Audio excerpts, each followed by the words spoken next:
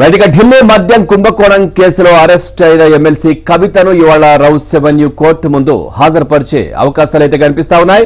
ఇక రాత్రి ఈడీ కార్యాలయంలోని ఓ ప్రత్యేక సెల్లో కవితనుంచారు. ఈడీ కార్యాలయంలోనే కవితకు రాత్రి ఒకసారి ఉదయం మరోసారి వైద్య పరీక్షలు నిర్వహించారు.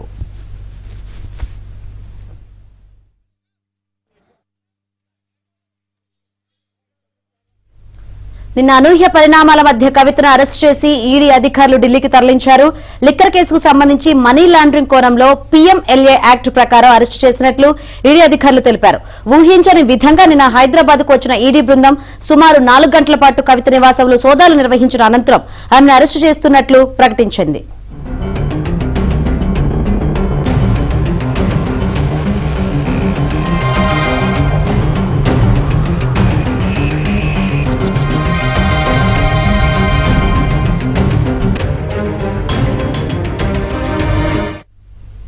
నిన్న ఉదయం ఢిల్లీ నుంచి హైదరాబాద్ చేరుకున్న ఈడీ ప్రత్యేక బృందం మధ్యాహ్నం కవిత ఇంటికి చేరుకుంది. ED deputy director Bhanupriya Meena నేతృత్వంలో 12 మంది అధికారుల ప్రత్యేక బృందంలో 2 మహిళా అధికారులున్నారు. కవితతో పాటు ఇంట్లో ఉన్న సిబ్బంది ఫోన్లను స్వాధీనం చేసుకున్న ఈడీ అధికారులు కేంద్ర బలగాల సహాయంతో గేటు వద్ద పహారా ఏర్పాటు చేశారు. విషయం తెలుసుకున్న కవిత తరపు న్యాయవాదులు అక్కడికి వచ్చి లోపలికి వెళ్లేందుకు ప్రయత్నించగా వారు అడ్డుకున్నారు.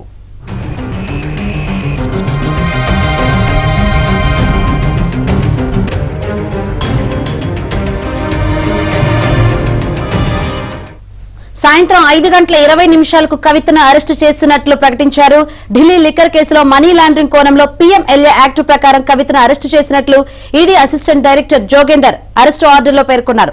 మొత్తం కారణాలు పొందుపరిచిన 14 పేజీలను కవిత భర్త అనిల్ కుమార్ కు ఈడీ అధికారులు అందజేశారు. కవిత అరెస్టును ధృవీకరిస్తూ ఈడీ సిబ్బంది ఇంటి గేటు వద్దకు వచ్చి చెప్పి వెళ్లడంతో ఒక్కసారిగా ఉద్రిక్త పరిస్థితి నెలకొంది. కవిత అరెస్టు సమయంలో ఆమె సోదరుడు బీఆర్ఎస్ వర్కింగ్ ప్రెసిడెంట్ కేటీఆర్, మాజీ మంత్రి హరీష్ రావు, పలువురు బీఆర్ఎస్ ముఖ్య నాయకులు ఆమె నివాసంలోనే ఉన్నారు.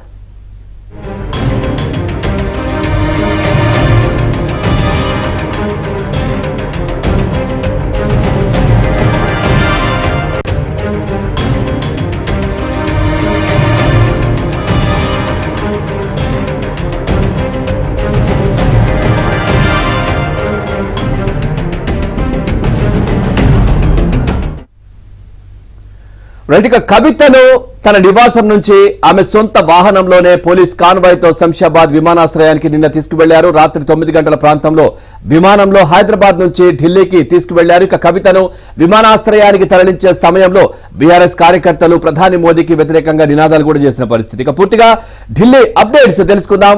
మా కరెస్పాండెంట్ సతీష్ కూడా ఏదైతే కార్యాలయం సిబిఐ కార్యాలయం దగ్గర ఈడీ కార్యాలయం దగ్గర మా కరెస్పాండెంట్ సతీష్ ఉన్నారు, మాట్లాడదాం. సతీష్, ఈరోజు రౌస్ అవెన్యూ ఏదైతే కోర్టులో ప్రవేశపెట్టే అవకాశాలు ఉన్నాయి కవితను అన్నట్టుగా తెలుస్తోంది. అదేవిధంగా నిన్న 2 సార్లు వైద్య పరీక్షలు చేసినట్టుగా తెలుస్తోంది. ఒక ప్రత్యేక సెల్లో కూడా ఉంచినట్టుగా తెలుస్తోంది. పూర్తి సమాచారం ఏంటి?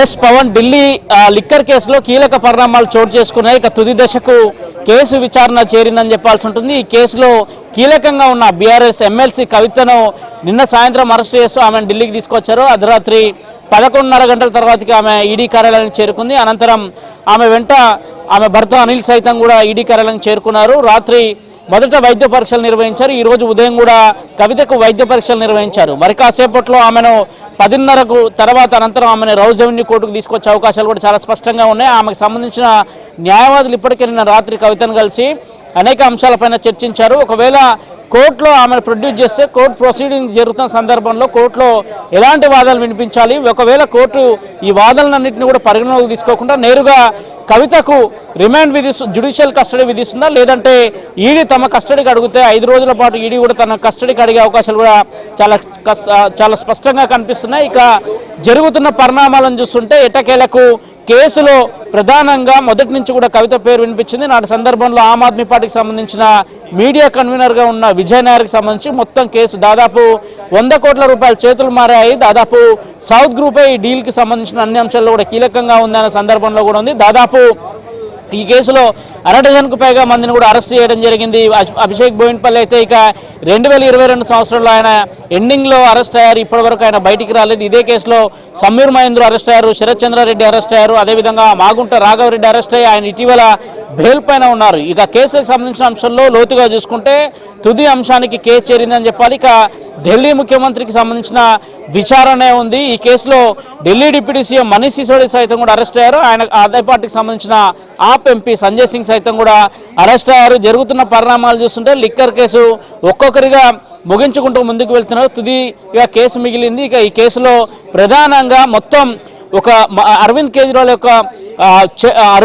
యొక్క ఐడియానే, ఆయన మైండ్లో నుంచి పుట్టిన ఐడియానే నాటి సందర్భంలో ఈడీ కావచ్చు, సిబిఐ కావచ్చు దాఖలు చేసిన ఛార్జ్ షీట్లో కూడా చాలా స్పష్టంగా పేర్కొన్నారు. గతంలో చూసాం 25/11/2022 సందర్భంలో దాదాపు సిబిఐ 10,000 పేజీలతోని మొత్తం ఢిల్లీ లిక్కర్ కేసు సంబంధించిన అంశంలో ఒక ఛార్జ్ షీట్ను దాఖలు చేసింది. అనంతరం 25/11/2022 సంవత్సరంలో కూడా నాటి సందర్భంలో సిబిఐ సైతం కూడా 3,000 పేజీలతో ఒక ఛార్జ్ షీట్ దాఖలు చేసింది. అందులో సమీర్ మహేంద్రకు సంబంధించిన కేసు, సమీర్ మహేంద్రతో పాటుగా మరో 4 కంపెనీలను కూడా ఆ ఛార్జ్షీట్లో పేర్కొంటూ కూడా వారికి సంబంధించిన అనంతరం కూడా వారిపైన ఛార్జ్షీట్ దాఖలు చేసింది. ఇటీవల తాజాగా ఢిల్లీ లిక్కర్ కేసు సంబంధించి ఢిల్లీ డిప్యూటీ సీఎం మనీష్ సిసోడియా సైతం కూడా కోర్టు ముందు హాజరుపడిన సందర్భంలో కూడా ఆయనకు సంబంధించిన అంశంలో ఛార్జ్షీట్ దాఖలు చేస్తున్నాం. కానీ ఈ ఛార్జ్షీట్ను బహిరంగ పరచొద్దని కూడా ఈడీ ఒక రిక్వెస్ట్ను కోర్టు ముందు పెట్టింది. కోర్టు కూడా దానికి అంగీకారం తెలిపింది. వరుసగా జరుగుతున్న పరిణామాలు చూసాము. గతంలో కవితకు నోటీసులు ఇచ్చారు. అనంతరం కవిత విచారణకు వచ్చింది. సుప్రీంకోర్టులో కేసు ఉంది కాబట్టి విచారణ డిలే అవుతూ వచ్చింది. తాజాగా నిన్న సుప్రీంకోర్టులో కవిత కేసు విచారణ వచ్చిన సందర్భంగా కూడా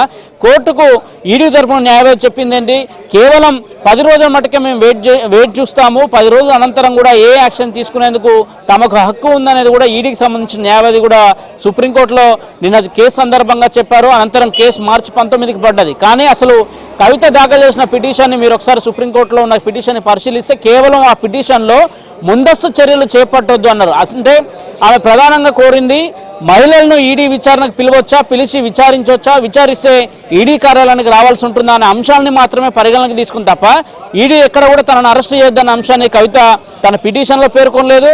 అదేవిధంగా వాదనలు జరుగుతున్న తీరు చూస్తే కూడా సీనియర్ కౌన్సిల్ కపిల్ సిబల్ సైతం కూడా గతంలో కేసు వచ్చిన సందర్భంలో కూడా విచారణ జరిపిన సందర్భంలో కూడా ఎక్కడ కూడా అరెస్టు చేస్తుందనే అంశాన్ని ప్రస్తావించలేదు. కేవలం మహిళలను ఈడీ కార్యాలయానికి పిలవచ్చా, మహిళలను ఈడీ కార్యాలయానికి పిలిచి విచారించవచ్చా అనే కోణంలో మాత్రమే కేసు విచారణ జరిగింది తప్ప ఎక్కడ కూడా ఈడీ తదుపరి చర్యలు తీసుకోవద్దు, ఆమెను అరెస్ట్ చేయొద్దన్న అంశాలను కూడా ఎక్కడ కూడా పేర్కొనలేదు. అదే అంశాన్ని చాలా స్పష్టంగా సుప్రీంకోర్టు తెలిపారు. మరోవైపు కవితకు కొద్దిసేపటి క్రితమే వైద్య పరీక్షలు నిర్వహించారు. ప్రస్తుతం మీరు నా వెనుక చూడొచ్చు, ఇది ఈడీ కేంద్ర కార్యాలయం. ఈడీ కేంద్ర కార్యాలయం వద్ద ప్రస్తుతం మనం విజువల్స్ లో చూడొచ్చు. ఈడీకి సంబంధించిన joint director investigation officer Jogender కూడా ప్రస్తుతం మనం విజువల్ లో చూస్తున్నాం. లోపలికి వెళ్తున్న విజువల్స్ కూడా చూసాము. ఆయన ప్రస్తుతానికి ఈడీకి సంబంధించి ఆయన మొత్తం director, one of the director గా ఉన్నారు.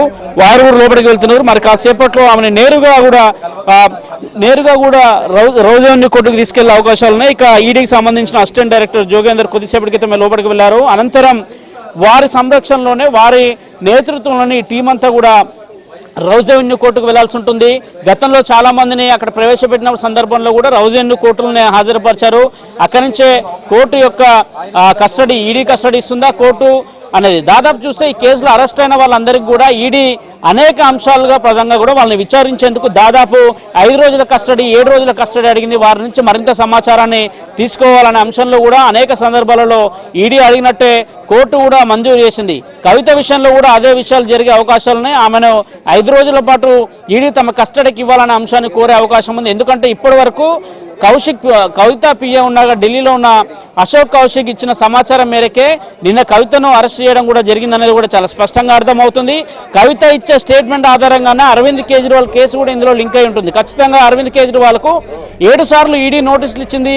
7 సార్లు నోటీసులు ఇచ్చినప్పుడు కూడా అరవింద్ కేజ్రీవాల్ ఎక్కడ కూడా ఈ కేసు విచారణకు హాజరు కాలేదు.